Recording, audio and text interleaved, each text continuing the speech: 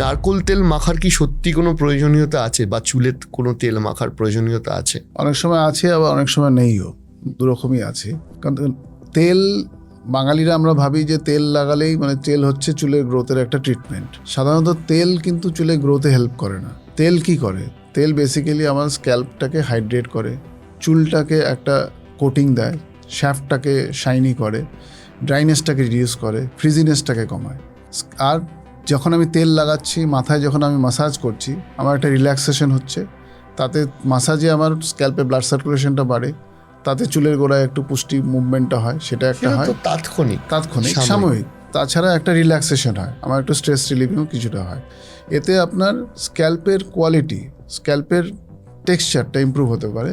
কিন্তু কারো ধরুন জেনেটিক বলনেস হচ্ছে, চুল পড়ে যাচ্ছে, সেইখানে এই তেল লাগিয়ে আমি চুলের গোড়া তৈরি করতে পারবো না।